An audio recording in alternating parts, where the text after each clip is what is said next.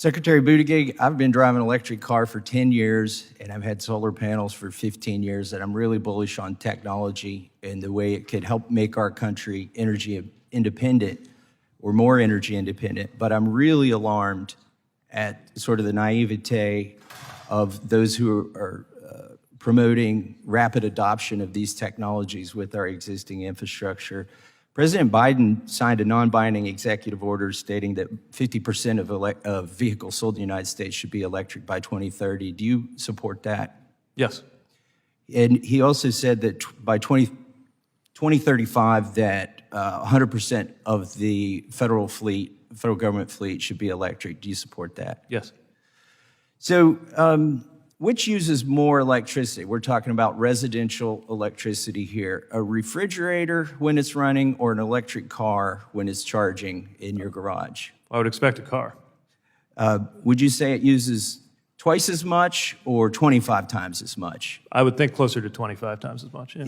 It's actually 50 at the instantaneous moment, but over the course of a year, if I take the numbers from the U.S. Department of Energy about the average household, how many vehicles they own and how far they drive, over the course of a year, an American household would use 25 times as much electricity for their electric car as they would for their refrigerator if they had 100% adoption.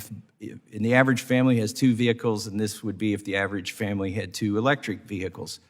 Do you think it would strain the grid if everybody plugged in 25 refrigerators in every household? Well, if we didn't make any upgrades to the grid, sure. I mean, if we had yesterday's grid with tomorrow's cars, it's not going to work. It's one of the reasons why we believe that infrastructure includes electrical infrastructure and argued for that to be included, as it thankfully was in the bipartisan law. Do you think by 2030, which is when Biden says 50% of cars sold should be electric, do you think the grid will be capable of handling electric cars? It's going to need to be, and we're working with the Department of Energy every day. We've established a joint office of energy and transportation to map out some of the needs. Obviously, some of this gets outside of my lane, and we've been discussing with, for example, the truck stops that are looking at what their power needs would need to be at an interchange where today they're mainly filling up on gas in order to accommodate that. And then, as you mentioned, a lot of the scenario for this is also residential. But it's also worth pointing out that while a typical driver who adopts electric is using more electricity, at the end of the day, they're using less energy because of the efficiency benefits of getting that energy produced at utility. The problem is we don't have the capacity to produce that energy. You aptly used the word need. You could say want as well.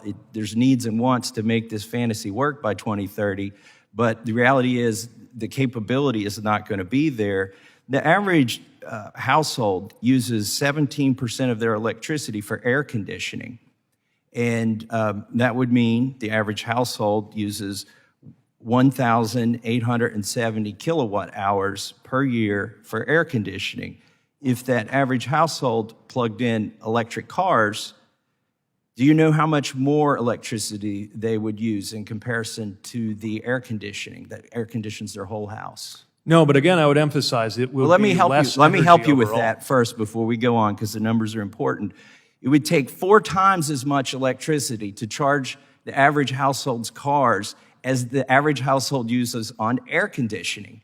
Do you think that could be? So if we reach the goal by 2030 that Biden has of 50% adoption instead of 100% adoption, that means the average household would use twice as much electricity charging one of their cars as they would use for all of the air conditioning that they use for the entire year. Do you think this could contribute to rolling blackouts and brownouts in areas of the country where air conditioning is basically considered essential?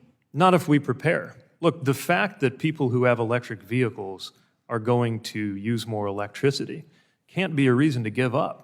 The idea that America is inferior to the other countries that have figured this out just doesn't sit well with us in administration, and that's why we're investing in a better grid.